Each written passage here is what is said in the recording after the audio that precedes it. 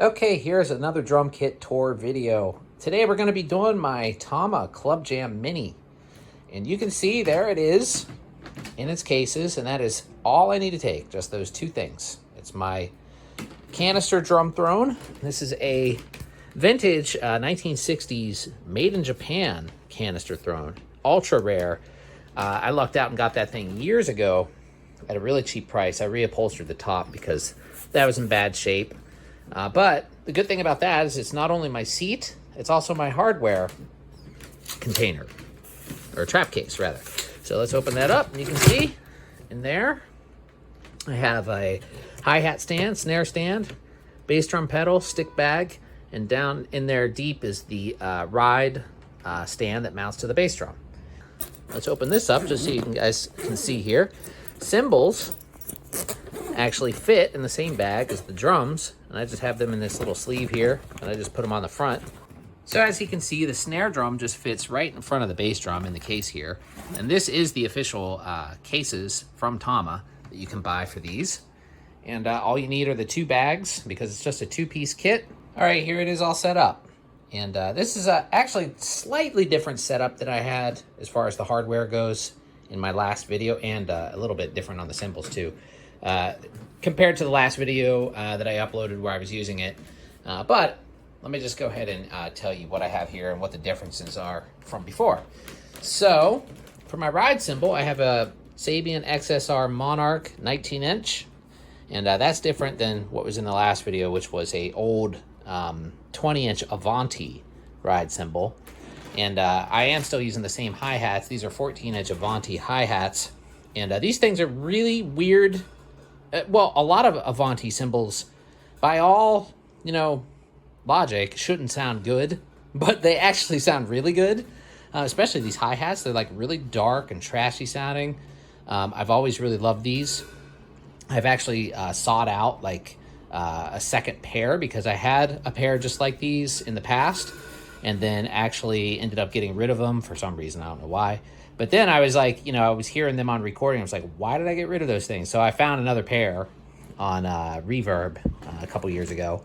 And speaking of that, this hi-hat stand is a vintage Olympic hi-hat stand, flat bass. And that's also the second one of those I've had because I had one before. And the good thing about those stands is they fit very nicely in this case. And for some reason, I just gave the other one I had away. So the other day I saw one on Reverb for about 30 bucks, and I was like, okay, that's a good price. So I'll pick one up again. So I got that, and the snare stand's just a Donner, cheap snare stand from Amazon. And they're okay for what they are. They're like $24 or $30 or something. And they work, and they're light. So that's the main reason why I like that. It's just I like light things. And then here on the bass drum, we have the Tama Classic pedal, which I plan on using a different pedal with this because basically I want to have everything in the cases and just ready to go and not have to, switch hardware out of different bags and stuff. And I have an old Mapex pedal that's over at my studio. I'm going to grab that and start using that with this kit. And then as far as the ride, it's mounted on the Tama stock ride arm cymbal thingy that you can buy that's extra. It doesn't come with the kit. It's like 80 bucks or something too. It's kind of expensive, but it's really good. I mean, it's super sturdy. Nothing moves at all on there. Way better than like the Ludwig ones, which I've tried and are horrible. And head, Evans hydraulic, little pillow in there, stock head on the front, Evans G2 on the snare, and then stock on the bottom. And this thing just really sounds cool. Now, you might be saying, well, I can't really play a two-piece kit, or I don't want to play a two-piece kit. Really, it's not that bad. In fact, I kind of like it a lot because it makes you start to think outside the box as far as like, fills and things you can do. One of the things I'm doing, I want to do a lesson on this, but right now I can't because I can't make any loud sounds in here right now. But one of the things that I like to do when playing a two-piece kit is kind of treating the bass drum as a tom.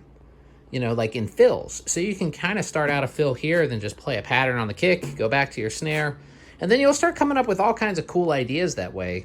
If you just, think about the bass drum, not as just a bass drum, but it's also like an auxiliary drum that you can use in fills. Kind of a different way to think about it. But yeah, they're great. I mean, it's definitely the easiest drum set I have to move. It's very light. I can carry the entire thing in one trip, which is amazing.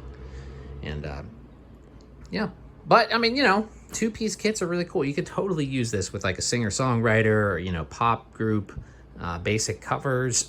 I mean, just about anything you can adapt to it, to using a two-piece kit. But anyway, thanks for watching, everybody. See you later.